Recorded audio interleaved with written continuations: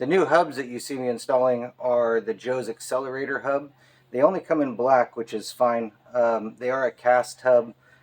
This is a really nice hub, and it can be both ran as a greased hub and an oil bath hub. The rotor plate that you see here actually uses the PFC V3 rotor, which doesn't bolt in. It's actually got a snap ring. It makes for really quick replacement if you got to replace the rotors. It's a solid mounting surface, and it's a really quick interchange. It's a great rotor.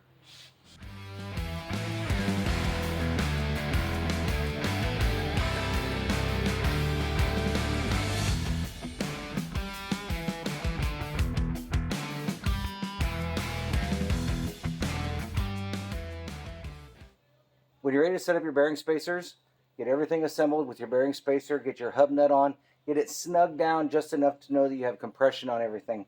When you set that bearing spacer, what you're shooting for is about 3 to 5 thousandths of an inch.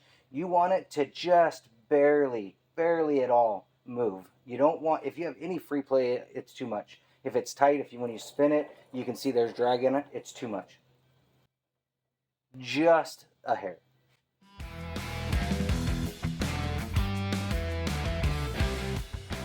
Do not ever grease your bearings before you set your bearing spacer. It really changes the back spacing, and it really affects how that bearing spacer gets set up. I'm now ready to grease my bearings. I'll be using the DRP Ultra Low Friction Wheel Bearing Grease. DRP says that all you need to do is put a ribbon of grease in between every other roller. I prefer to do between every roller. Basically, once the grease is pushed out of the actual bearing and race the area where they touch, it's not really doing anything. Grease doesn't have a pump to push itself back in on itself. So once it gets kicked out, it's just kind of laying there. It's along for the ride. All you need is enough to coat the bearing, and that's it.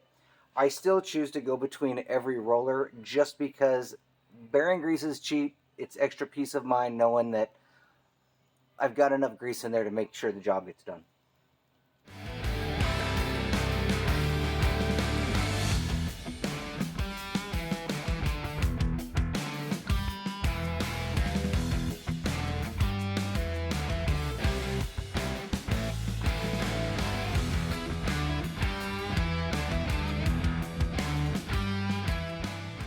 This is what a bearing should look like after you've got the DRP grease installed. You can see that it's got just a small ribbon of grease in between each roller.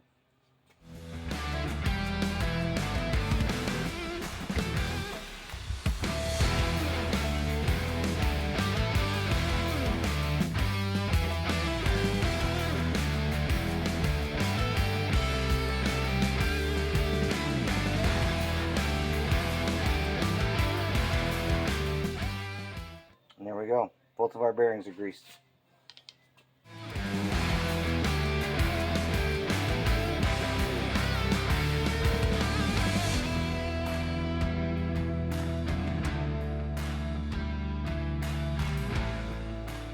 We've now got the inner bearing installed and the seal installed in this hub. And one thing I like about these hubs is that they've got a retainer for the seal, so the seal doesn't have to get beat in there.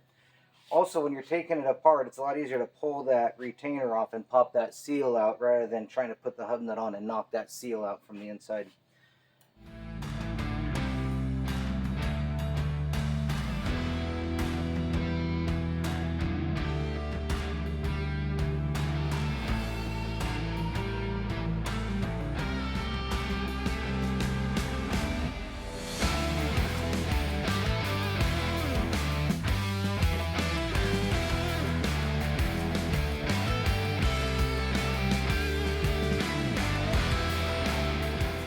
There you have it. That is a packed, tight, ready to go hub. Now we're ready to set up the brake caliper.